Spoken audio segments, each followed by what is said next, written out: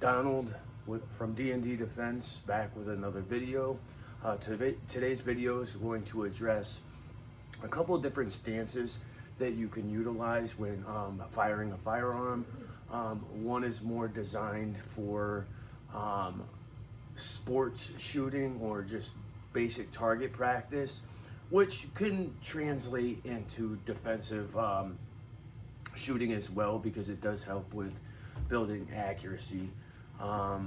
And then the other one is more gauged, in my opinion, specifically for defensive shooting. And so depending on what your purposes are for having a permit and owning a gun, will be dependent on what your stance is. And yes, there is crossover. Just like in any martial art, there's some sort of crossover. And so don't make any mistake about it. Firearms is just one element of martial arts, weapons-based martial art. So there's knives, there's sticks, and then there's hands. And so when people hear martial arts, they tend to think hand-to-hand combat, grappling, things of that nature. But that being said, guns are just one element of that weapons-based martial art. And so it's important to understand the different stances and the purposes for those stances. And so the first stance that I'm going to go over or demonstrate is known as the Isosceles stance, which is a common stance that you'll traditionally see in like ranges, whether an outdoor range or an indoor range. And in my personal and professional opinion, I think is the weaker stance. There may be people out there that disagree with me, and that's fine. Just in my experience, not only with firearms, but as a martial artist as well, I don't necessarily like having my feet underneath my shoulders with no ability to, balance myself. So that being said, what an isosceles stance is going to look like is basically this: feet shoulder width apart underneath my shoulders. I'll draw my weapon and present, and then fire at my target. The next one is what's commonly referred to as a weaver stance. This is the one that I favor more, mainly because it blades my body and makes me less of a target, and more importantly, it allows me a kickstand of sorts to allow me to balance. But I would even say, more importantly, if you're looking at it from a defensive perspective, and this is kind of where my martial arts training comes into play, it allows me to move. If I'm standing in the traditional isosceles stance, my ability to move laterally or forward and backwards is going to be hindered because my feet are underneath my shoulders. When my feet are staggered at a 45-degree angle, not only do I have a kickstand to brace for the recoil of the firearm, but I also have the ability to step back and move at an angle, step back and move at an angle, or I can move in angled directions without having to trip over my feet. And with a traditional isosceles stance, that's greatly hindered just because of the reasons I stated before. My feet are underneath my shoulders, which if I move side to side, this foot has to come. And if you're under duress or stress, you're not always going to have the coordination to be able to carry this foot and carry it in a manner without running the risk of tripping or crossing over your own feet. When your feet are already staggered, even under stress, the chances or odds of you tripping over your feet are slimmer. I'm not saying that it's impossible or that it won't happen, but the likeliness is less than if your feet are underneath your shoulder.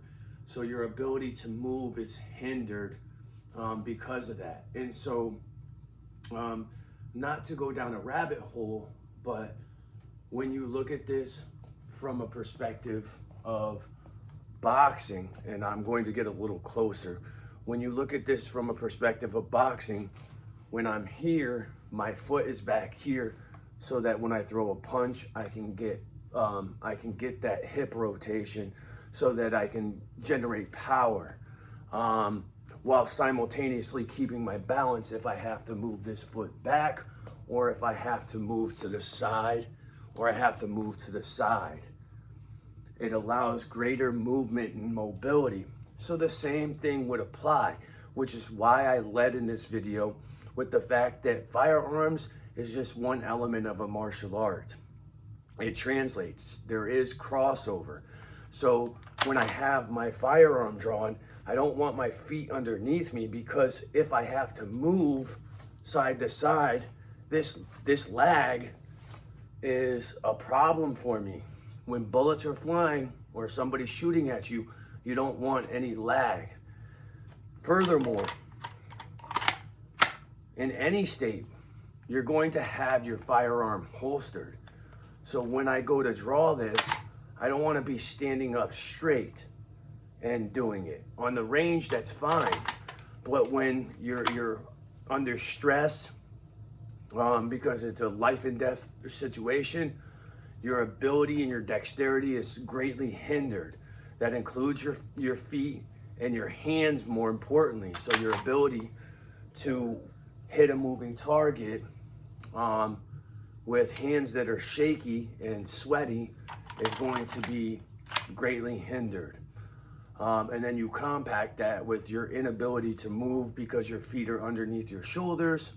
It doesn't make for a very good situation when trying to defend yourself, particularly against somebody else who may have a firearm or even a knife, depending on the distance. And so in another video, I'll discuss ranges, but for the purposes of this video, we're just talking stances. And so when you draw, yes, it's possible that you can draw here, but then once again, in any defensive situation, there's gonna have to be movement, whether it's with the weapon or whether it's with your hands. People don't box or fight like this. You know, they fight with their foot back. And so from a weapons draw, when I go and I hit my retention holster, I step back. This blades me and allows me to drive the gun forward, claim, and then I can start moving without interrupting my position of the weapon and sight alignment on top of that. Yes, there may be slight variations, but for the most part, I still have the ability to hit my target while still being able to move on lateral movements, as well as moving linear as well, if necessary, which is once again why I favor the Weaver stance. So again, depending on what you're training for, will be dependent on what stance you favor. There may be some people that say the Isosceles stance is a stance for a defensive position. I respectfully disagree, especially with my experience in martial arts. You don't stand like this boxing, because you can't you're too much of a target, A, and then B, your ability to move forward and backwards is going to be hindered. Yes, you may be able to move laterally, but because you're a bigger target, they're still going to be able to hit you. So when you're like this, which is a Weaver stance, now I can move I can draw my gun. I can step back. I can move. I can move. I can move. It gives me a lot of lateral and linear, horizontal movement.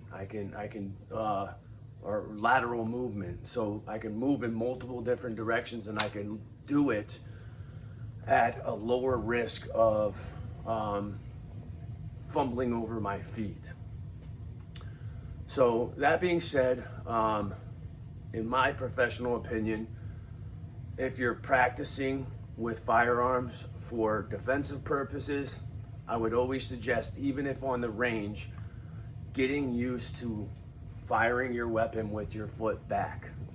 And honestly, for no other purpose as well, then when the gun shoots or when the gun fires, you're gonna have recoil. If somebody's standing like this and I just push their shoulders a little bit to simulate the recoil of a gun, it's gonna be a lot harder for them to keep their balance. And in fact, they're probably gonna have to take a step back. And what's that step back simulate? The Weaver stance. So why not just start there from the beginning? When you draw, boom, I'm in that stance already. It's not really going to make too much of an issue with my ability for hitting my target. It won't really affect my sight alignment or target acquisition.